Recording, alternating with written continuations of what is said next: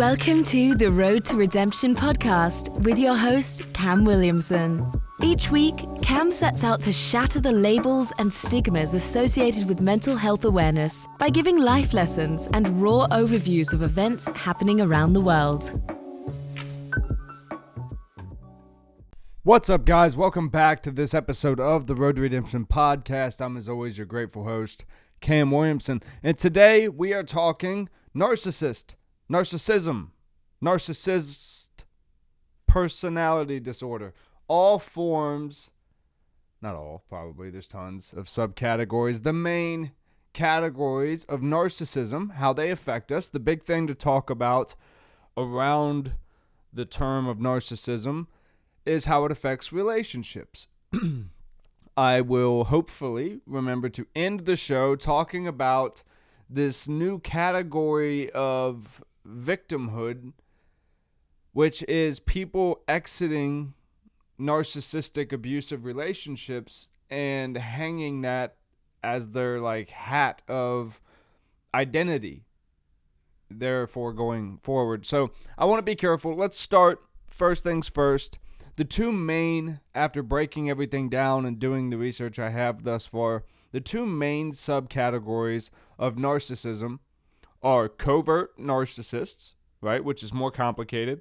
And then you have the one that most of us know, which is overt narcissism, which is the grandiose type, inflated ideas of themselves. They have to have attention by everybody everywhere they go. They feel entitled to things that other people would, otherwise common sense would prevail. That's not something that other people are entitled to.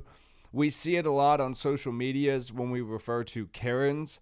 It's these people who feel like they're just so much better than everyone else that they get to just walk around. Being them is so important that they can just impose their will on other people and even cross serious boundaries, like physical boundaries of touch and violating people's rights and breaking laws and things that they just feel, because deep in their heart they don't agree with it or whatever, they feel justified in their behavior, that they can just break these rules or violate these acts that other people would not do. And then you have the more complicated, right? The covert narcissist, which is this person builds their entire life off of the fact that they are the biggest victim of all, which kind of plays into what we'll talk about at the end, but that they suffer more than everyone. Their depression is worse than everyone else's. Their anxiety is worse than everyone else's. The tragic events of their life have just been worse than everyone else's, and no one else can understand, so therefore that makes them in some way a status above everyone else, because no one can understand the life that they've lived. That one's harder because this person, we see them today as professional victims. This is a conversation that I wanted to talk about for a while. Back in the day, we used to know how ridiculous it was, right? The person who just went around suing people. When the McDonald's lawsuit came out for the person that sued McDonald's for being burnt by the coffee because they drank it and it was hot, therefore McDonald's then started to put caution, liquid inside is hot, and everyone's like, well, fucking duh.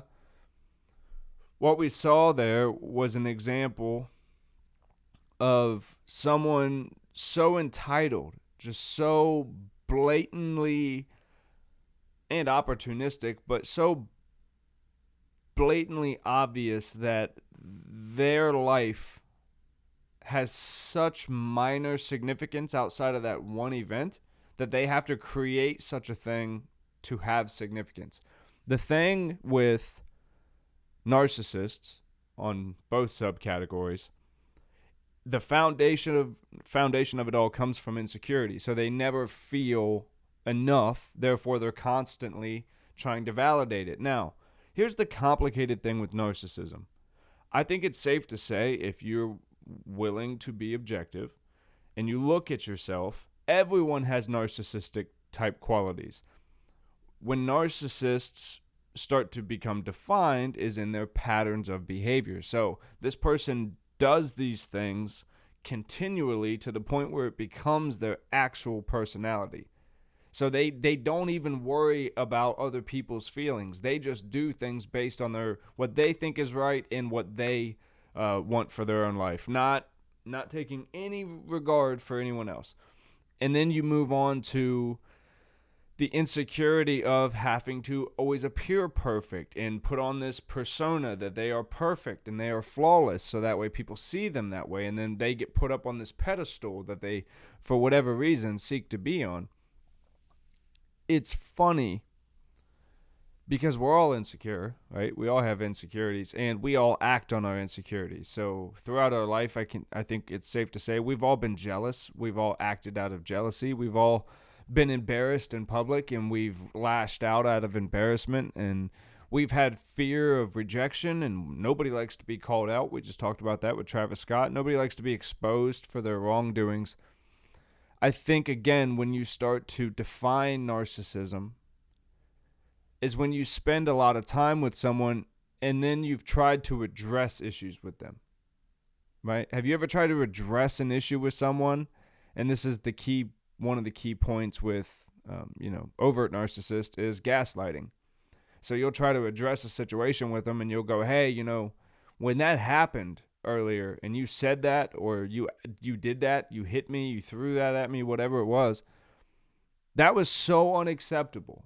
Like, that was just so unacceptable, and there's gonna be ramifications for it. So, like, I'm moving out, I'm leaving, I'm taking a break from this relationship, and then there's a serious explosion because you taking space, a justified leave, that doesn't fit with them.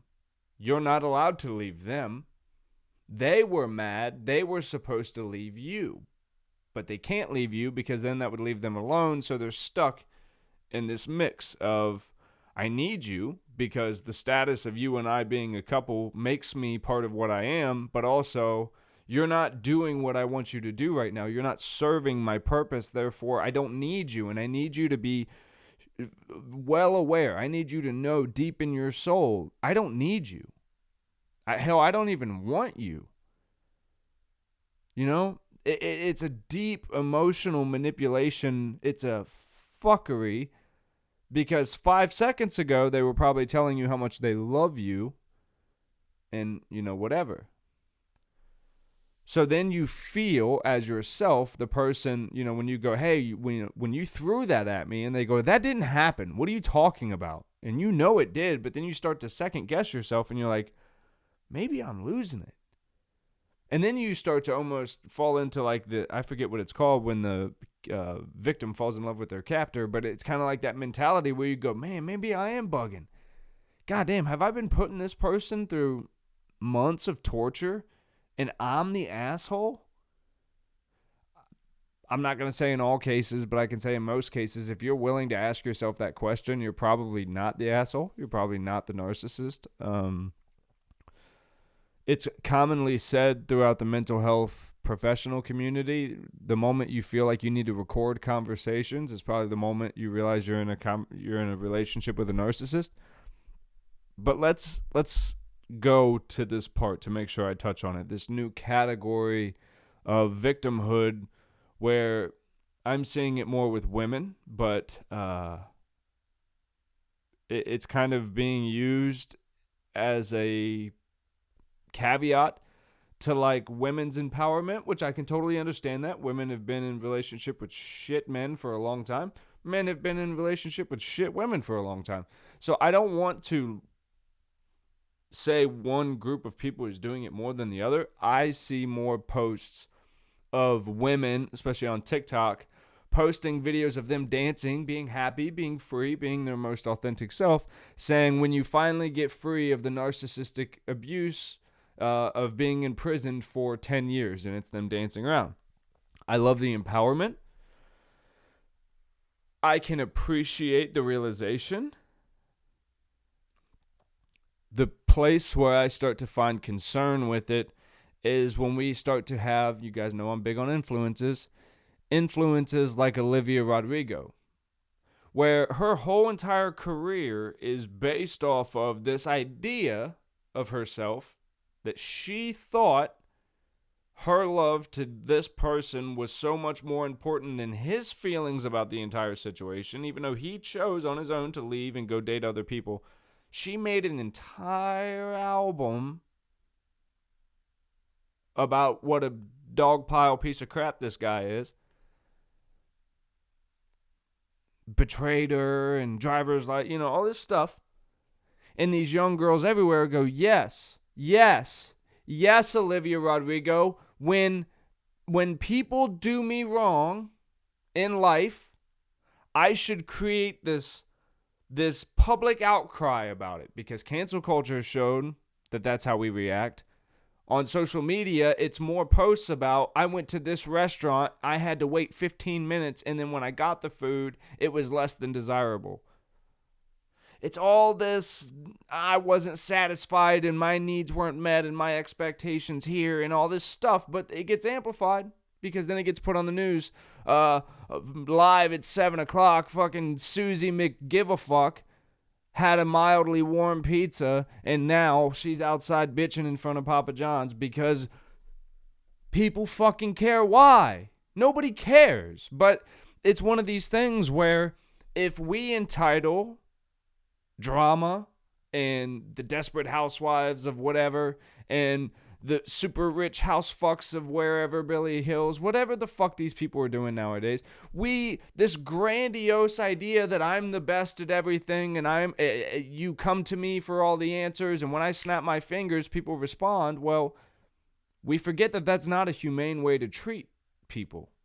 So people wanted to be all pissed off at Ellen DeGeneres because everyone thought she was a nice lady. Comes to find out, I'm not saying why she acted the way she did, but she wasn't great with people skills. She wasn't necessarily the nicest lady to all of her employees, allegedly. So you see that, like, everyone has these moments of putting up their own boundaries and going, this is what I think for myself. These are the standards I'm setting for myself, and I'm not willing to budge in these areas. So instead of basing our identities off of, I survived X amount of years inside of a narcissistic abusive relationship, and now I'm going to be vocally outward about helping to raise awareness about that, that's fantastic. And I love every single part of that. Hell, I have a whole show raised in honor of raising mental health awareness, I should say. It's when we use it to tear something else down, because now our intentions are in question. Now you have to turn it around and look at yourself and go, well, am I just doing this to gain some sort of popularity? It's something that I was often accused of when I spoke on Kyle Rittenhouse and Travis Scott. People said, well, you're just talking about this to gain views and gain popularity. Well, there's a difference, right, in having a creative voice and choosing to use it, and then using that voice to create harm, create a idealistic version of yourself in which you are better than anyone else. You can make an observation of a wrongdoing without planting judgment on that person or downcasting them as if they're worse in some way than you are. You can just say what happened was wrong, and we can all learn from it. I always try to come from things of a place of, hey, I can understand how that happened. I can see it from my many life angles that I can use the lens of perspective from. How can we use it as a way to form better? Now, my show is called Road to Redemption. Does everyone deserve redemption? No. People prove moment by moment whether they deserve redemption. People do things, right, that are so heinous that you can never come back from them. People do small, hurtful things long enough for a long period of time to where someone finally goes, I'm done with this. I'm not dealing with this anymore. Where a standard I refused to set for myself yesterday, I'm setting that for myself today. And that's typically where you'll see a narcissist expose themselves and they go, well, who the fuck do you think you are all of a sudden? Well, you think you're something special now? You think you're something worthy of something? You wouldn't be shit without me. And you start to hear these type of things. The key, in my opinion, is if you are going to identify a relationship that you're in as a narcissistic, abusive relationship, or even you just you acknowledge that you're in a relationship with a narcissist, studies would show that they're not going to change. So you have to admit to yourself what you're going to put up with for the rest of your life. And you're either going to adopt these very high standards of yourself and what life will be, and you're kind of giving any leeway of compromise away, which I wouldn't recommend that for anyone, especially if you're being belittled and in any way emotionally, mentally abused, which gaslighting is 100% abusive. To make someone question their own reality when they know things are true, but you're using them and manipulating their mind, which is why I hold Travis Scott accountable, because what he's doing is gaslighting. And things like that should be held responsible. When you put out this image and you put out this message, and then people react on it, and they act a certain way, and then you go, oh, I didn't hold any responsibility in that, because the reason I feel so strongly about that is what narcissists will do is behind the scenes, they'll poke and they'll poke and they'll poke and they'll poke and they'll fuck with people, and they try to break you down, and they're constantly challenging you, and they're constantly just trying to make you feel like you are absolutely nothing. And then in public, it's this, oh, I would never. Look, guys, you know me. Guys, come on, it's me. It's me. I would never. Hey, look at me. Big smile. Hey. And it's all this stuff. And you're like, yo, people who have been through it, people that know what a real piece of garbage looks like, you can spot it and you can go, oh, it's in here. It's in the eyes. The evil is in the eyes. And that's what narcissism becomes. It may start with insecurities, and it may start from you didn't feel like you got enough attention as a kid or whatever the issue was. Studies also show that usually one parent is a narcissist, or at least gives off narcissistic type qualities that a kid sees, and then they go, oh, this is how people get attention. This is how people find fame. And it's not to be ignored that a lot of our most famous people are probably considered narcissists on a scale if they were to go and be diagnosed. I think it lives in the willingness to analyze yourself and improve on your behavior that people around you are telling you is a problem. A lot of people, myself included, I'm not saying I'm not a narcissist, I guess. I definitely am as guilty as anyone else and have been guilty of narcissistic type qualities where I've worried solely about myself. I've had hard times empathizing with people, and I definitely think that I'm capable of great stuff. So I'm willing to sit here and say that I possibly have narcissistic type qualities, but I live in a constant need to self-analyze myself, and try to find places that I can improve and be more efficient and be more loving and be more kind. So I hope that the people around me, though there's few of them, I do that more out of self-protection. I just don't trust a lot of people.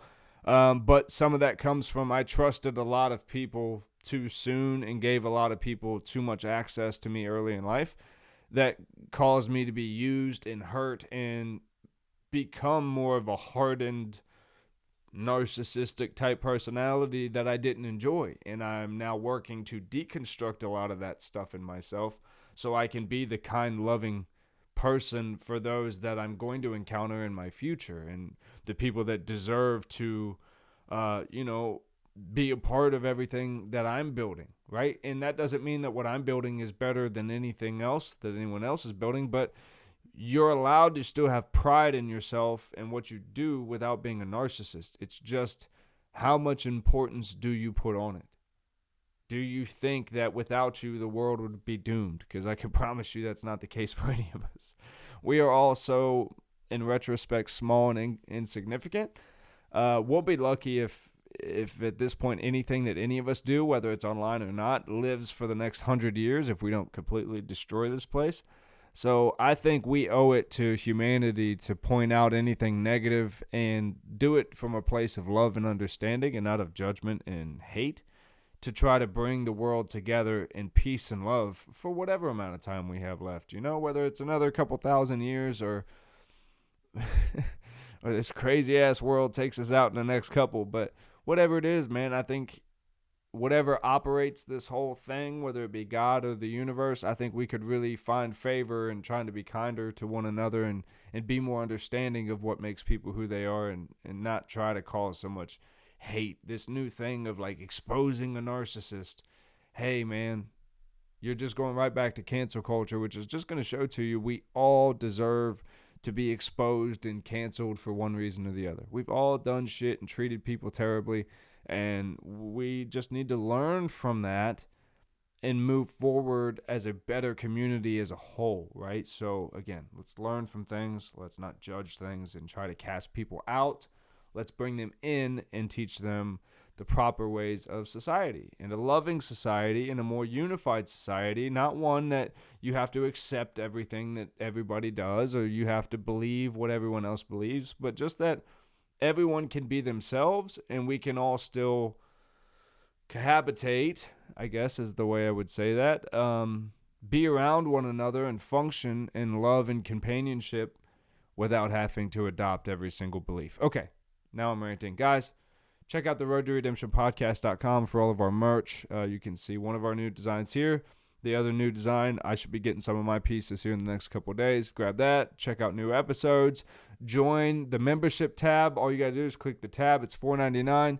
You guys will get exclusive shout-outs at the end of every episode that I do. You guys will get exclusive discounts on merch. You will get to see when merch and special episodes drop early. So all that is good. Go join that if you want to support the channel. And yeah.